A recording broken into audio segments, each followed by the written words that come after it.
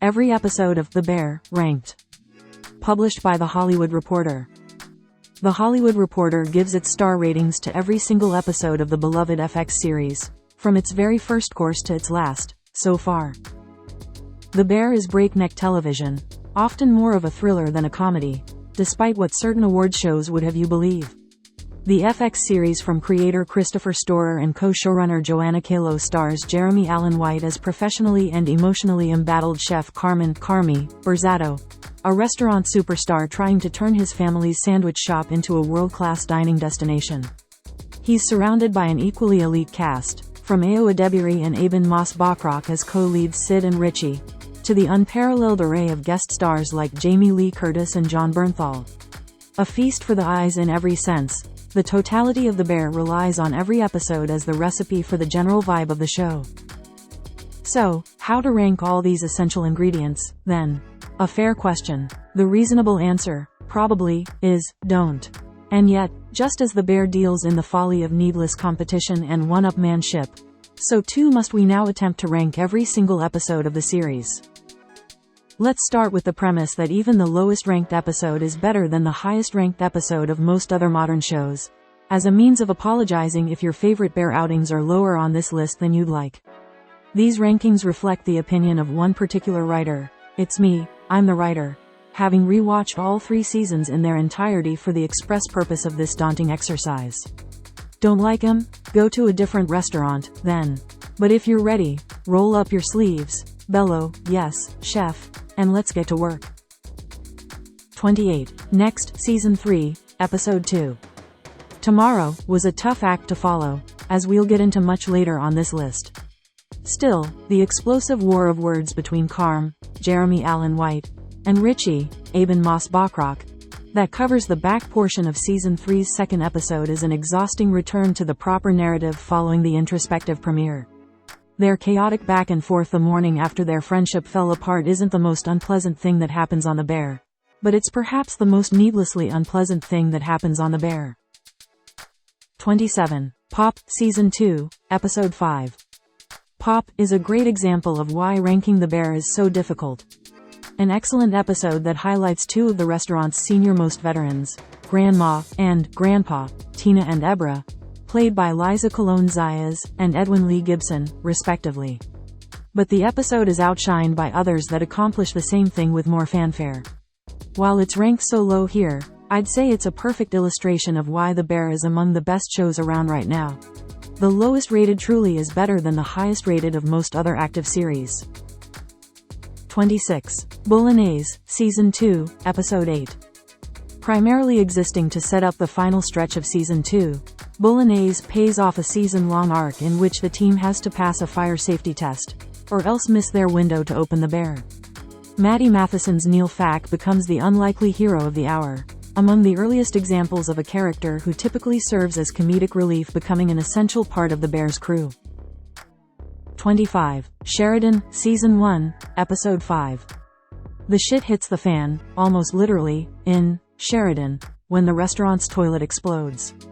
It's an all-hands-on-deck affair trying to fix the issue, while Carmy and Sister Sugar, Abby Elliott, are in the thick of fixing their own issues. A solid episode, lost amid some better, similar episodes, not unlike Pop. On the music side, Wilco's Impossible Germany provides some of the episode soundtrack, one of the many times the Chicago-based band appears in the series. 24. Pasta, Season 2, Episode 2. Enter Claire Bear, one of the show's most divisive characters. Molly Gordon's charming Claire enters the fray here, meeting Carmy at the end of the episode, and beginning their will they won't they arc that's left some fans of The Bear colder than Carmy trapped in a fridge.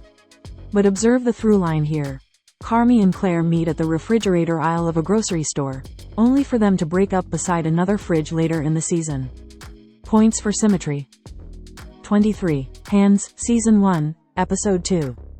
Joel McHale debuts as an at-the-time unnamed fine dining chef who serves as Carmy's boogeyman.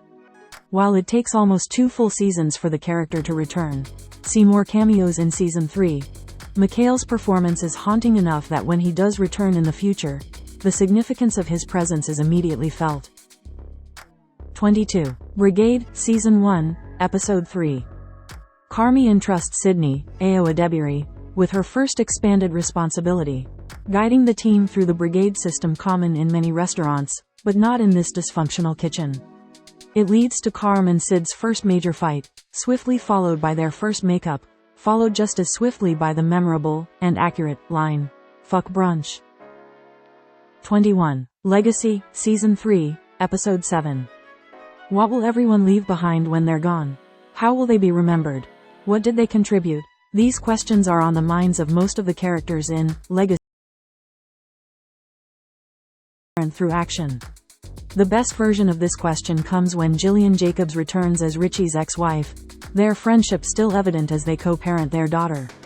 Richie's legacy is a huge part of the series' narrative, and it enjoys a meaningful place in the spotlight here. 20. Apologies, Season 3, Episode 9. Is Claire haunting Carmen? The facts certainly think so, leading Neil and Teddy, Ricky Stafari, on a quest to put the two of them back together. It doesn't work and, apparently, Teddy should visit a doctor, just not Dr. Claire while she's working at the hospital. The facts are not to everyone's liking. To them I say, you're just haunted by their greatness. 19. Forever, Season 3, Episode 10. The Season 3 finale includes some of the Bear's most overt expressions of love for the restaurant industry, with real-life world-famous chefs like Thomas Keller appearing to celebrate fictional world-famous chefs like Olivia Colman's Andrea Terry. It is a beautiful episode with a lot of crucial forward momentum, from Carmy confronting McHale's chef David Fields to Sydney's breakdown at her after-party. But it ends on a literal, to be continued, which remains unresolved as of this writing, and I do not appreciate how the Bear just trapped us all in a proverbial fridge until Season 4 comes out. 18. Omelette, Season 2, Episode 9. Sydney makes sugar and omelette with several delicious ingredients, including sour cream potato chips. It's a setup episode for the breakneck Season 2 finale, sure. But, wow, if that potato chipped omelette doesn't sound delicious. Bonus points for a great scene between Carmy and Oliver Platt's Cicero, in which the restaurant's reluctant investor coaches the chef on what's required to make it in this business. A conversation that directly leads us into Carmy's upcoming breakdown. 17. The Bear, Season 2, Episode 10. Q. Carmy's breakdown. It's friends and family only for the first night of The Bear. But the pressure is still high, as weeks and weeks of hard work come to a boiling point. The Bear expertly weaves its sonic palette all through the episode, with Wilco's song, Spiders, first seen in Review, coming back to haunt the kitchen as things spiral out of control, only for Animal by Peel Jam to kick in once Richie takes the wheel and saves the day. Carmen's fridge freakout is a convenient way to set him against Richie and Claire, both plotlines still unresolved through the end of Season 3. 16. Series, Season 1, Episode 6. John Bernthal makes his debut here as Mikey, Carm and Sugar's brother, whose death by suicide haunts the entirety of the series. A ghost up until now, Bernthal instantly infuses Mikey with so much life, making the audience feel the character's absence almost as much as the loved ones he left behind. 15. System, Season 1, Episode 1. The one that started it all. While the show improves as it goes along, all the essential ingredients for The Bear are right there from the beginning. It's incredibly satisfying to rewatch the series from the jump, knowing all the growth ahead. 14. Beef, Season 2, Episode 1. The one that started it, all over again. The Bear resets the deck completely with its Season 2 opener, a much more hopeful entry than the very first episode of the series. What seems like an impossible dream at the very start now feels all too possible, if incredibly difficult to pull off. There's much pain ahead for many of these characters in the ensuing episodes. But watching Carmy and the gang enter Season 2 with so much hope is a satisfying way to set the story up. 13. Doors, Season 3, Episode 3. The one that started it all over again. Okay, no, it's not the Season 3 premiere. It's not even the second episode of the season. But in many ways, Doors feels like the episode that gets the show back on track, after an experimental beginning and a rocky follow-up. Finally, The Bear is open and we get to see exactly what that looks like. In an earlier episode, Uncle Cicero tells Carmy that once the restaurant opens, the rest of his life will involve withstanding a whole lot of punishment. Doors goes right into the punishing nature of working in this industry. At this high of a level, every single day. If not forever, then at least for the rest of Season 3. 12. Violet, Season 3, Episode 4. Once Season 3's back on its feet, it cooks up its share of beautiful offerings. While some don't care for the meandering nature of the Bear's newest season offering, I struggle to argue against an episode like Violet, in which Marcus and the others explore their own individual quests for inspiration and innovation. 11. Children, Season 3, Episode 5. In terms of raw comedic power, Children contains some of the show's funniest moments, pound for pound. John Cena's sudden arrival as yet another fact, haunting one of the cousins, not to mention the incredible in-joke, and genuinely great performance, of casting famous food-loving Billions creator Brian Koppelman as the computer. It is a joyous episode of The Bear, which isn't always an easy way to describe this series. 10. Bracciole, Season 1, Episode 8. The Season 1 finale is the top-ranked finale on this list, in no small part because it's the happiest. On the other side of losing his cool in review, to put it mildly, Carmen finally starts reckoning with all the pain he feels around his brother's death, and his own path through the restaurant world. And finally, there's light at the end of the path, in the form of Mike's cash stash found in the smaller tomato cans. They taste better. The team eating pasta together around the table, with Mikey looking on almost like a Force ghost, is perhaps the most heartwarming moment in The Bear. 9. Sunday, Season 2, Episode 3. As we vault deeper into the top 10, we head into a string of episodes I like to call the Yes Chef series. These episodes not only showcase the series' love for food with mouth-watering expertise, they also dive deep into the show's beating heart, the cast. Our first episode up in this series is Sunday, which follows Sid's attempts to unfuck her palate through a series of restaurant adventures featuring famous Chicago chefs. It's an episode that makes a strong case for showrunners Christopher Storer and Joanna Kalo, and the rest of the Bear team as the heirs apparent to the food travel TV void left behind by Anthony Bourdain. 8. Honeydew, Season 2, Episode 4. The Bear Bourdains even further midway through Season 2, as the Yes Chef series moves on to focus on Marcus's training in Copenhagen. It's a love letter to one of the most important food cities in the world, let alone in the show's lore, and it manages to introduce a character whose importance has only grown in subsequent episodes. Will Poulter's Luca, a brilliant chef who clearly believes Carmy is the best in the world, and wishes to guide Marcus in kind. 7. Napkins, Season 3, Episode 6. Directed by Ayo Edebiri, Napkins is one of the show's best flashback episodes, focusing entirely on Tina and how she became part of the beef restaurant's extended family. Anchored by Edebiri's sharp vision and Liza Colon-Zaya's heartbreaking performance, Napkins invites not only Tina into the world of The Bear, it also invites the viewers to look at a long-gone time where Bernthal's Mikey was still stable, relatively at least, and warm enough to welcome a complete stranger into the heart of his business. 6. Ice Chips, Season 3, Episode 8. Not a chef, but still part of the Yes Chef series, Ice Chips is the series' best showcase for Abby Elliott as Carm's sister Natalie. It's a powerful exploration of the circle of life, with Nat and her mother healing old wounds as a new Berzato baby is about to enter the world. As of this writing, there's still plenty of time for the show to ruin the happy ending between Elliot's Sugar and Jamie Lee Curtis's Donna. But for now, the lasting impression is Mama Bear sitting between a pair of facts, among the most comforting places one can ever be. 5. Fishes, Season 2, Episode 6. We interrupt the Yes Chef series to begin the top 5, which is as far as this writer can take it with Fishes.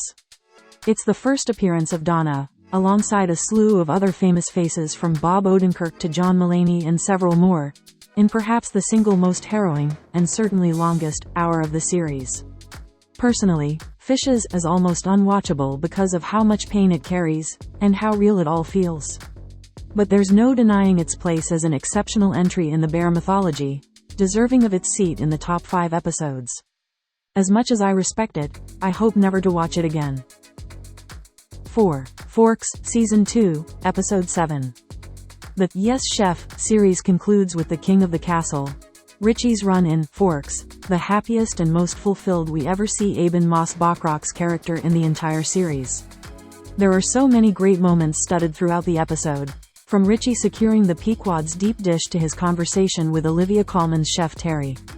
But the high point of the episode, and indeed one of the very best moments in the entire series, is Richie driving through the sleepy city streets, blasting Taylor Swift from the stereo, an astounding oral expression of his own exploding heart. 3. Dogs, Season 1, Episode 4. If this was purely about my personal favorite episodes of The Bear, then Dogs would land at the very top. For me, Dogs does everything I ever want from The Bear. Stress, but not too much, between Carm and Richie. Fights so ludicrous as to involve an inflatable hot dog. Brilliant comedic work from Oliver Platt's Uncle Cicero. Carmy messing up by accidentally putting an entire children's party to sleep with Ecto Cooler, only to be rewarded with a pat on the back from a Cicero who has grown weary of these overly energized kids. It also builds on the lore of Carm, Richie and the late Mikey's relationships with Cicero and each other.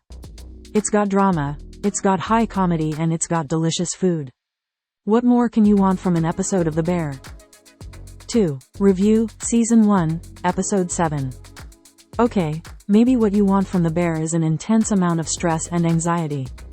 If that's you, then look no further than Review, the shortest episode of the series, almost entirely presented in a single take, as the beef gets pounded with online orders spawned by a viral review.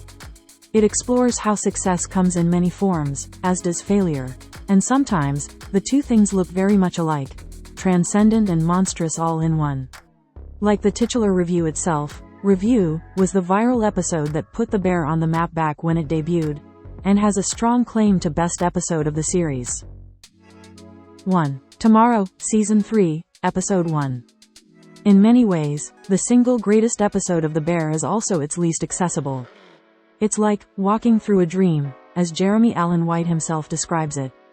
On the other side of Carmy's caged evening inside a refrigerator, he returns to his restaurant and gets back to work, slowly and methodically.